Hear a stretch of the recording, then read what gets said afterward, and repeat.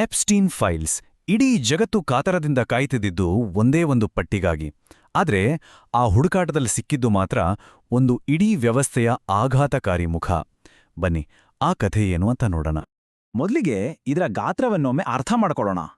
300 ಗಿಗಾಬೈಟ್ಗಿಂತಲೂ ಹೆಚ್ಚು ಡೇಟಾ ಅಂದ್ರೆ ಇದೇನು ಕೇವಲ ಒಂದೇ ಒಂದು ಪಟ್ಟಿಯಲ್ಲ, ಇದೊಂದು ಸಾಕ್ಷ್ಯಾಧಾರಗಳ ಡಿಜಿಟಲ್ ಪರ್ವತವೇ ಸರಿ. ಈ ಕಥೆಯ ಮೊದಲನೇ ಅಧ್ಯಾಯ ಶುರುವಾಗೋದೇ ಇಲ್ಲಿಂದ. ವರ್ಷಾನುಗಟ್ಲೆ ಜನರ ಮನಸ್ಸಲ್ಲಿ ಒಂದೇ ಒಂದು ಯೋಚನೆ ಗಟ್ಟಿಯಾಗಿ ಕೂತಿತ್ತು. ಅದೇನಂದ್ರೆ ಕ್ಲೈಂಟ್ ಲಿಸ್ಟ್.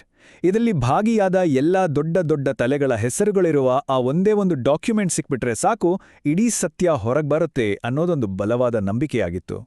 ಹಾಗಾದ್ರೆ ಆ ಪಟ್ಟಿಯ ಹುಡುಕಾಟದ ಬಗ್ಗೆನೇ ನೋಡೋಣ. ಈ ಯೋಚನೆ ಹುಟ್ಟಿದ್ದಾದ್ರೂ ಎಲ್ಲಿಂದ? ಇದರ ಹಿಂದಿನ ಅಸಲಿ ಕಥೆ ಏನು? ಕ್ಲೈಂಟ್ ಲಿಸ್ಟ್ ಎಲ್ಲಿದೆ? 2019ರಲ್ಲಿ ಎಪ್ಸ್ಟೀನ್ ಸಾವಿನ ನಂತರ ಹುಟ್ಟಿಕೊಂಡ ಅಸಂಖ್ಯಾತ ವದಂತಿಗಳಿಗೆ, ಊಹಾಪೋಹಗಳಿಗೆ ಎಲ್ಲದಕ್ಕೂ ಕಾರಣವಾಗಿದ್ದು ಇದೇ ಪ್ರಶ್ನೆ. ನೋಡ್ತಿದ್ದಂತೆ ಈ ಒಂದು ಪಟ್ಟಿಯ ಹುಡುಕಾಟ ಇಡೀ ದೇಶದ ಗೀಳಾಗೆ ಬದಲಾಗಿ ಎಷ್ಟೋ ಪಿತೂರಿ ಸಿದ್ಧಾಂತಗಳಿಗೂ ಜನ್ಮ ಕೊಡ್ತು. ಜನ ಲಿಸ್ಟ್ ಅಂತಿದ್ರಲ್ಲ, ಆ ಡಾಕ್ಯುಮೆಂಟ್ ವಾಸ್ತವದಲ್ಲಿ ಎಪ್ಸ್ಟೀನ್ ಮನೆಯಿಂದ ಸೀಸ್ ಮಾಡಿದ್ದ ಒಂದು 97 ಪೇಜಿನ ಕಾಂಟ್ಯಾಕ್ಟ್ ಡೈರೆಕ್ಟರಿ. ಇದನ್ನೇ ಎಪ್ಸ್ಟೀನ್ನ ಬ್ಲ್ಯಾಕ್ ಬುಕ್ ಅಂತಾನೂ ಕರೀತಾರೆ. ತನಿಖಾ ವರದಿಗಾರ್ತಿ ಜೂಲಿ ಕೆ ಬ್ರೌನ್ ಅವರೇ ಇದನ್ನ ಸ್ಪಷ್ಟಪಡಿಸ್ತಾರೆ. ಅವರ ಪ್ರಕಾರ ಇದು ಯಾವುದೇ ಕ್ಲೈಂಟ್ ಲಿಸ್ಟ್ ಆಗಿರಲಿಲ್ಲ, ಬದಲಿಗೆ ಅದೊಂದು ಫೋನ್ ಡೈರೆಕ್ಟರಿ ಅಷ್ಟೇ. ಅದರಲ್ಲಿ ಸೆಲೆಬ್ರಿಟಿಗಳು, ರಾಜಕಾರಣಿಗಳ ಹೆಸರುಗಳ ಜೊತೆಗೆ ಗಾರ್ಡನರ್ಗಳು, ಎಲೆಕ್ಟ್ರಿಷಿಯನ್ಗಳಂತಹ ಮನೆಗೆಲಸದವರ ಕಾಂಟ್ಯಾಕ್ಟ್ಗಳು ಇದ್ವು. ಅಂದ್ರೆ ಲಿಸ್ಟ್ ಅನ್ನೋ ಥಿಯರಿಯ ಅಡಿಪಾಯವೇ ಇಲ್ಲಿ ಅಲುಗಾಡುತ್ತೆ. ಈ ಪಟ್ಟಿಯ ಹುಡುಕಾಟ ಅನ್ನೋದು ನಿಧಾನವಾಗಿ ಒಂದು ದೊಡ್ಡ ರಾಜಕೀಯ ಹಗ್ಗಜಗ್ಗಾಟವಾಗಿ ಬದಲಾಯಿತು. ಒಂದು ಕಡೆ ಪಾರದರ್ಶಕತೆ ಬೇಕು ಅನ್ನೋ ಕೂಗು, ಇನ್ನೊಂದು ಕಡೆ ಅಧಿಕಾರದಲ್ಲಿರೋವರ ಹಿತಾಸಕ್ತಿಗಳು. ಇವೆರಡರ ನಡುವೆ ದೊಡ್ಡ ಸಂಘರ್ಷವೇ ನಡೀತು. ವರ್ಷಗಳು ಕಳೆದಂತೆ ಜನರ ಒತ್ತಡ ವಿಪರೀತವಾಗಿ ಹೆಚ್ಚಾಯಿತು.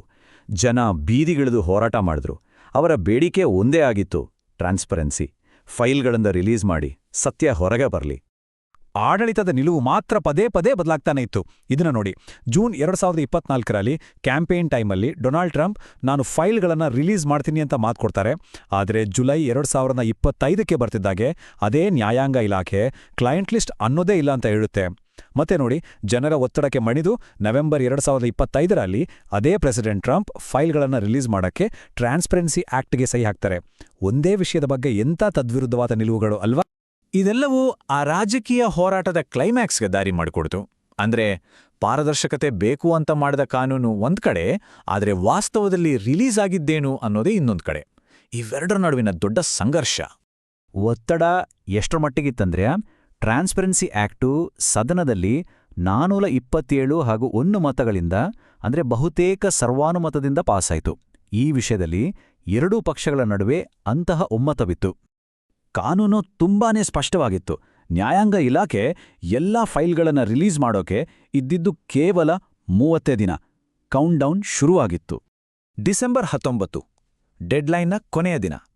ಸರ್ಕಾರ ಫೈಲ್ಗಳನ್ನು ರಿಲೀಸ್ ಮಾಡೋಕೆ ಶುರು ಮಾಡ್ತು. ಗಮನಿಸಿ, ಇದು ಶುರು ಅಷ್ಟೇ, ಕಾನೂನು ಪ್ರಕಾರ ಆಗ್ಬೇಕಿದ್ದ ಸಂಪೂರ್ಣ ಬಿಡುಗಡೆ ಆಗಿರಲಿಲ್ಲ. ಹಾಗೆ ರಿಲೀಸ್ ಆದ ಫೈಲ್ಗಳ ಸ್ಥಿತಿ ನೋಡಿ ನಿಜಕ್ಕೂ ಆಘಾತ ಆಗುತ್ತೆ. ಇದೊಂದು 119 ಪೇಜಿನ ಗ್ರ್ಯಾಂಡ್ ಜ್ಯೂರಿ ಫೈಲ್. ಜನರಿಗೆ ಕೊಟ್ಟಿದ್ದೇನು ಗೊತ್ತಾ? 119 ಪುಟಗಳ ತುಂಬ ಕೇವಲ ಕಪ್ಪು ಮಸಿ. ಇದು ಪಾರದರ್ಶಕತೆ ಅಲ್ಲ, ಅದರ ಹೆಸರಿನಲ್ಲಿ ಮಾಡಿದ ಒಂದು ನಾಟಕ. ಹೀಗಾಗಿ ಈ ಇಡೀ ರಿಲೀಸ್ ಪ್ರಕ್ರಿಯೆನೇ ವಿವಾದಗಳಿಂದ ತುಂಬಿಯೋಗಿತು. ಮೊದಲನೇದಾಗಿ ಕಾನೂನುಬದ್ಧ 30 ದಿನದ ಡೆಡ್ಲೈನ್ ಮಿಸ್ ಆಯಿತು. ಎರಡನೇದಾಗಿ ಕನಿಷ್ಠ 550 ಪುಟಗಳನ್ನು ಪೂರ್ತಿಯಾಗಿ ಬ್ಲ್ಯಾಕ್ಔಟ್ ಮಾಡಲಾಗಿತ್ತು. ಅಷ್ಟೇ ಅಲ್ಲ, ಟ್ರಂಪ್, ಎಪ್ಸ್ಟೀನ್ ಮತ್ತು ಮ್ಯಾಕ್ಸ್ವೆಲ್ ಇದ್ದ ಒಂದು ಮುಖ್ಯವಾದ ಫೋಟೋ ಡಿಪಾರ್ಟ್ಮೆಂಟ್ ಆಫ್ ಜಸ್ಟಿಸ್ ವೆಬ್ಸೈಟ್ನಿಂದ ಸಡನ್ನಾಗಿ ಮಾಯವಾಡಿತು. ಇದೆಲ್ಲ ಸಹಜವಾಗೇ ದೊಡ್ಡ ಟೀಕೆಗೆ ಮತ್ತು ಇದನ್ನು ಮುಚ್ಚಿಹಾಕುವ ಪ್ರಯತ್ನ ಅನ್ನೋ ಆರೋಪಗಳಿಗೆ ಕಾರಣವಾಯಿತು. ಒಂದು ಪಟ್ಟಿಯನ್ನ ಹುಡುಕ್ತಾ ಜಗತ್ತು ಅನಿರೀಕ್ಷಿತವಾಗಿ ಬೇರೆಯೊಂದನ್ನೇ ಕಂಡಿಡಿತು. ಅದೇ ಸಿಸ್ಟಮ್, ವ್ಯವಸ್ಥೆ. ಒಂದು ಉದಾಹರಣೆ ನೋಡೋಣ. Ghislaine Maxwell case. Department of justice ಜೊತೆ ಇಂಟರ್ವ್ಯೂ ಆಗೋಕ್ಕಿಂತ ಮುಂಚೆ ಆಕೆನ FCI ತಲಹಾಸಿ ಅನ್ನೋ ಒಂದು ಸಾಮಾನ್ಯ ಲೋ ಸೆಕ್ಯೂರಿಟಿ ಜೈಲ್ನಲ್ಲಿ ಇಟ್ಟಿದ್ರು. ಆದರೆ ಇಂಟರ್ವ್ಯೂ ಆದ ನಂತರ ಆಕೆನ ಫೆಡರಲ್ ಪ್ರಿಸನ್ ಕ್ಯಾಂಪ್ ಬ್ರಯನ್ಗೆ ಶಿಫ್ಟ್ ಮಾಡಿದ್ರು. ಇದು ಡಾರ್ಮಿಟ್ರಿ ಥರ ಇರುವ ಒಂದು ಮಿನಿಮಮ್ ಸೆಕ್ಯೂರಿಟಿ ಜೈಲು.